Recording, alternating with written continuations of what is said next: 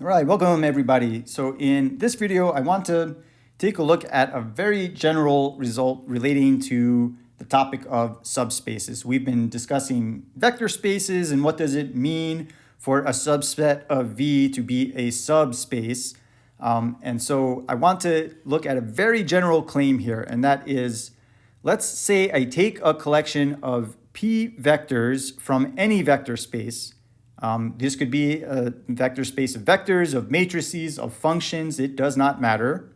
But if I have a collection of P different vectors from vector space V, then the span of these vectors, V1, V2, up to Vp, is going to be a subspace of V, no matter how many vectors we pick or which vectors we pick.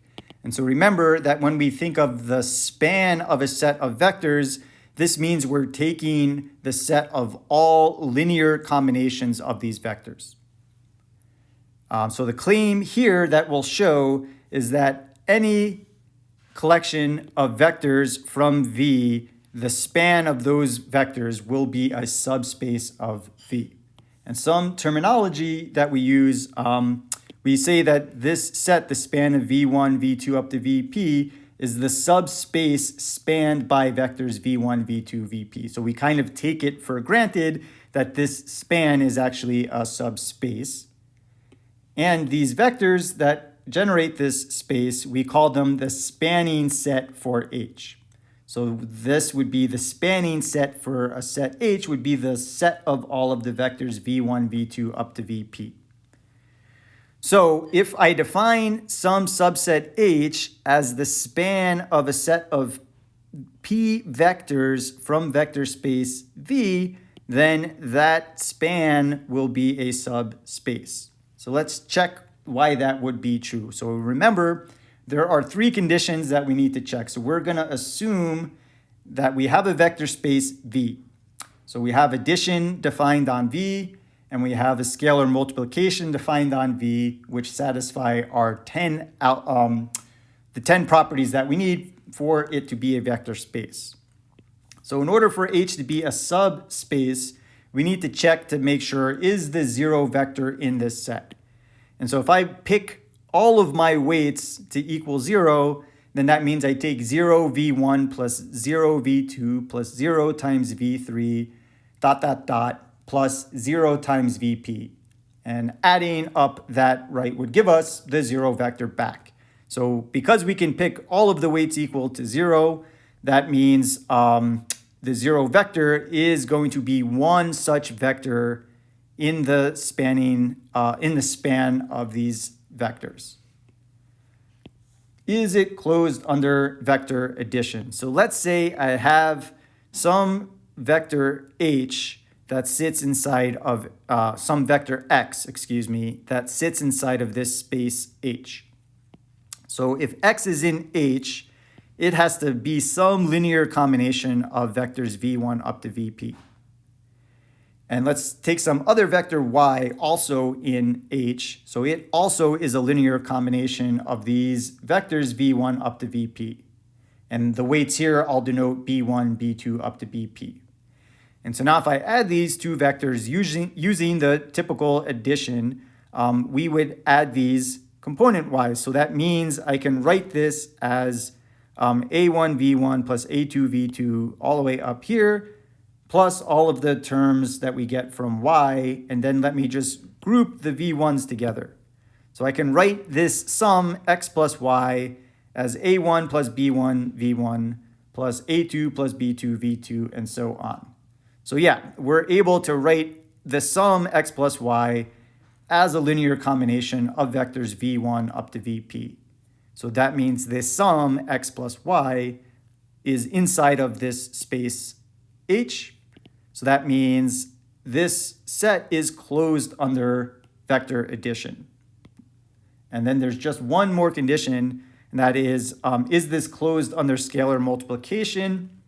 So if I have some arbitrary element of set H, which means it's some linear combination of these vectors, and I multiply this by some scalar C, then we're going to assume we're using our typical scalar multiplication where we multiply component-wise.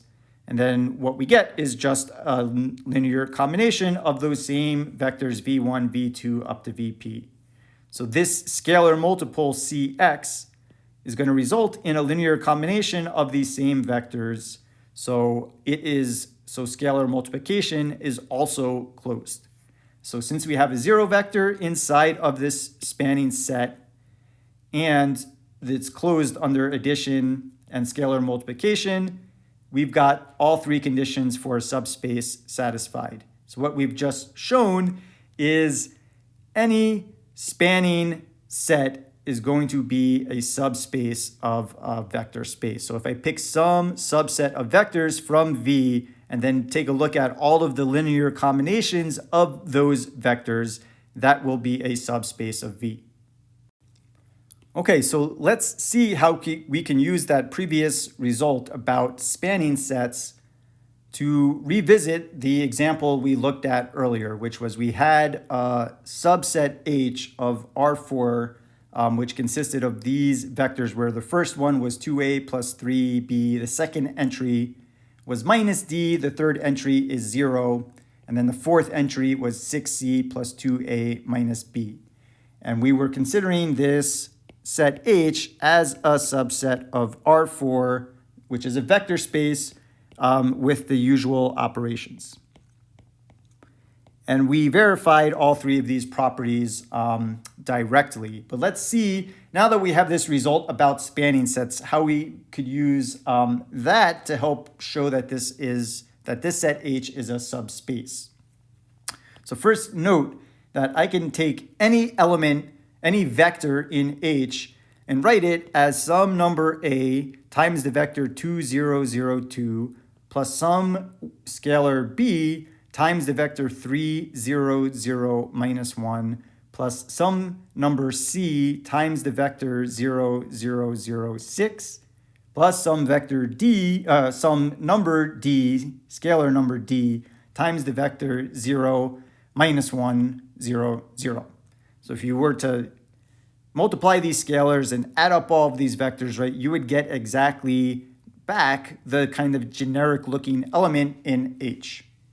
So notice that any vector of the form that we've indicated in H can be written as a linear combination of these four vectors that I've written out right here.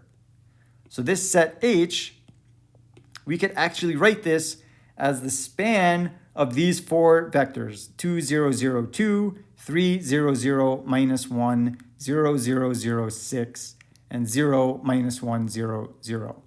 And since H can be written, since H is equal to the span of four vectors that we picked out of our vector space, by the previous general result, we know that H has to be a subspace of R4.